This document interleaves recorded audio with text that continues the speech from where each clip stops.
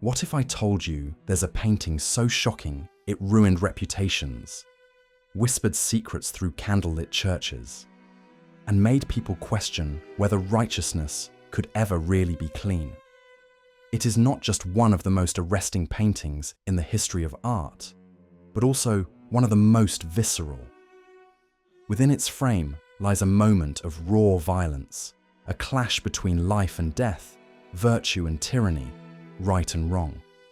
This is Judith beheading Holofernes by Caravaggio, and it shows us exactly what happens when virtue decides mercy is no longer an option. In the painting, we see Judith.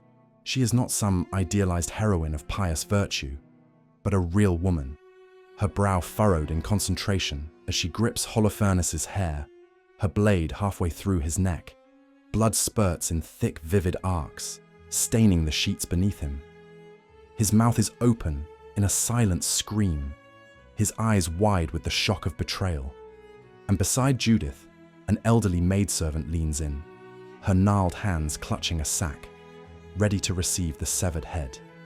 But why does this painting unsettle people so deeply? Is it the unflinching realism of the violence, or the way Caravaggio forces us to confront the moment of death as being something raw, intimate, and profoundly human? To answer this, we must look at Caravaggio's life and the story behind this painting. Caravaggio was only in his late 20s when he painted Judith beheading Holofernes, but he was already a man who courted controversy as much as acclaim. Born in 1571 in Milan, he rose to fame in Rome, where his radical naturalism and use of live models, which often included prostitutes, beggars, and criminals, shocked the art world. His patrons adored his genius, but the church both revered and feared his unflinching depictions of sacred stories. But Caravaggio was also a man of violence. Quick to duel, brawl, and flee from the law, he lived as intensely as he painted. And in the biblical tale of Judith and Holofernes, he found a story that mirrored his world of brutality and shocking reversals of power. The story comes from the Book of Judith, a deuterocanonical text revered in Catholic tradition. Holofernes, a fearsome Assyrian general, lays siege to the Israelite city of Bethulia, starving its people into submission. But Judith, a beautiful, devout widow, devises a daring plan. Dressed in her finest robes, she walks straight into the enemy camp and charms the general into dropping his guard. The general, intoxicated by both wine and lust, invites her to a private feast in his tent. There, as he lies in a drunken stupor, Judith seizes his sword and severs his head.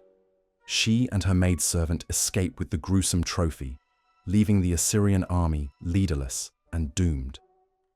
In Caravaggio's hands, the story becomes something darker and more complex. Judith's face is tense with revulsion and resolve. The maidservant isn't just a passive observer, but an active participant, and Holofernes' scream is frozen in time. Caravaggio's depiction forces us to ask, is this justice? Is this holy? Or is this simply what happens when the powerless refuse to stay powerless? Now, let's talk about the painting itself. The composition forms what art historians call a dramatic triangle, but it's the instability of this triangle that creates the work's power. Judith's body language reveals the painting's most sophisticated element, her physical recoil from her actions. Notice how her torso pulls away even as her arms complete the deed, the slight furrow in her brow, the way her lips part slightly, details suggesting someone processing trauma in real time. The light source appears to come from the left, throwing Judith's face into that crucial half-shadow. This lighting choice is deliberate, suggesting the moral ambiguity of the act itself. The blood isn't the stylized red of medieval art or the decorative crimson of mannerism. It's dark, viscous, and disturbingly authentic. Holofernes' expression deserves particular attention as well. His eyes are wide with shock rather than peaceful in death. His mouth agape, not in noble resignation, but in animal terror. His hands grip the bedsheets with desperate strength. Caravaggio's brushwork also serves the narrative. The silk bedsheets are rendered with almost tactile precision, creating a sensual backdrop that makes the violence more jarring.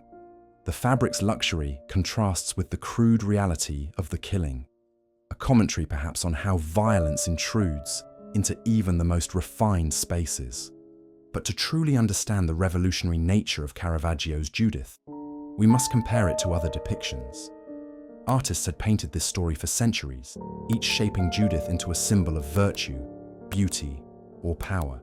Yet none dared to paint the precise moment the blade met flesh, except a couple of them. And those too drew inspiration from Caravaggio's Judith. Giorgione's Judith steps lightly on Holofernes' head, serene and detached, almost dreamlike in her calm. On the other hand, Lucas Cranach the Elder offers a colder vision. Judith as a courtly lady, elegant and aloof, holding the severed head like a trophy, her violence hidden behind a rich Renaissance dress. Gustav Klimt's Judith shifts from heroism to seduction. Her half-closed eyes and parted lips blur triumph into sensuality, the head barely visible, an afterthought to desire. Allori painted Judith richly dressed, holding Holofernes' head with almost reluctant grace. However, many believe he painted his former lover as Judith and himself as the severed head, turning it into a story of heartbreak and revenge. In Valentin de Boulogne's depiction, we see Judith almost detached, the sword still across Holofernes' throat, while her maid looks on with sharpened intensity. By contrast, Artemisia Gentileschi's work presents a vision that explodes with ferocity.